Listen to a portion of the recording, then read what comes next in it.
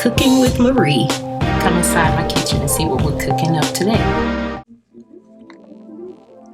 Thanks for joining me for another episode of Cooking with Marie. And today we are going to be talking about some pantry essentials that we should have. And that's going to include the refrigerator and the freezer. And when you have the pantry essentials, it makes it easier if you got that last minute meal that you want to rush and cook when you're just getting off of work with a couple of minutes. So that's the reason it's such a good idea to have it, because you may not want to go to the store after you get off of work and you already have the flour, or the cooking oil or whatever it may be. So that's what we're going to talk about today. Some of the things that we can have in our cabinet, in our refrigerator, and our freezer that will help us to get through cooking a quick meal. And we are going to start with number one, and that's flour.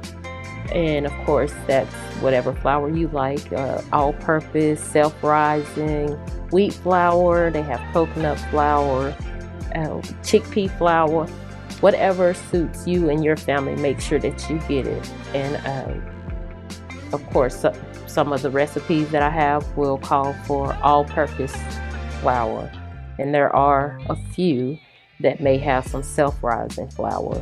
So if you want to have those to have whenever we get to a recipe with that. Number two is sugar. Whether it is white sugar, brown sugar, confectioner sugar, which is powdered sugar, or if you use sugar substitutes, you want to make sure that you have that. Number three, cooking oil.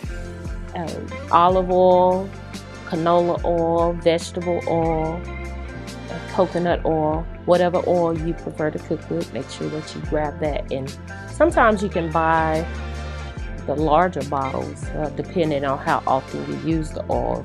It'll last for a month or two on the olive oil.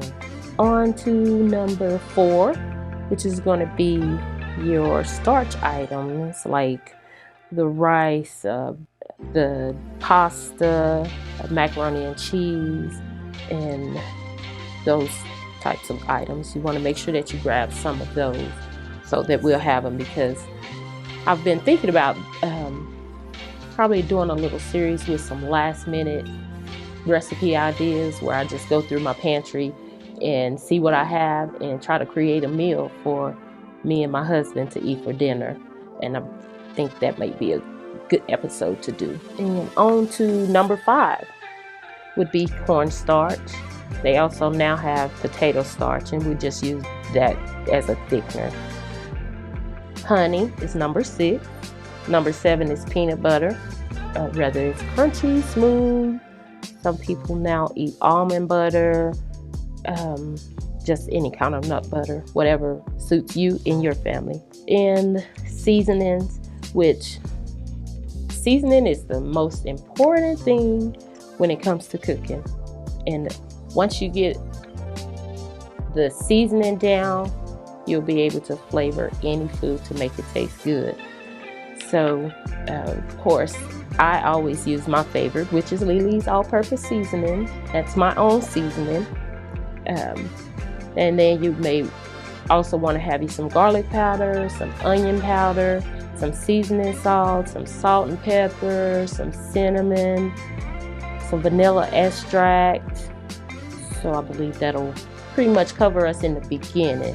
And as you learn your flavors and how to combine and make them taste good together, you can add to your collection. But with those few items, you should be good to start with.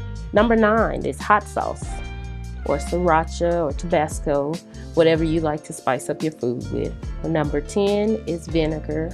They have apple cider vinegar, they have rice vinegar.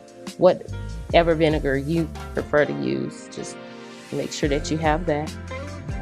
On the canned goods, some of the items you want to make sure that you have that we'll be using in our recipes would be tomato paste, tomato sauce, cream of chicken, cream of mushroom, some pasta sauce for those days where you want to throw some ground beef and macaroni together and make a quick meal. You also want to try to have some soup base whether it's chicken, vegetable, beef, or seafood.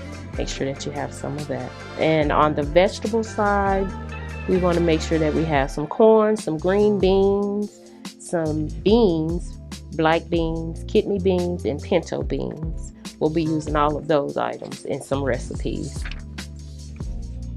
Now for the refrigerator and freezer, you want to make sure you have some milk, some eggs, some margarine, some butter, cheese, whether it be shredded or sliced. Well, actually you'll need both of them for some recipes, because some recipes will call for shredded cheese, some will call for sliced cheese. You want to have you some mayonnaise, some mustard, get you some spinach, some frozen broccoli, some frozen fruits, because I'm going to do some videos where we can make some smoothie bowls for breakfast as well. If there's any other thing you want to get along with that, the items that I have, go ahead. But those are the main things that I will be using, or that are pantry essentials in my home. This is just a guide for you to get an idea of what you should have, always suited to you and your family needs and what they like to eat. And that is going to be the end of this episode. I would like to thank you for joining me, ask you to like and subscribe, and see you next time.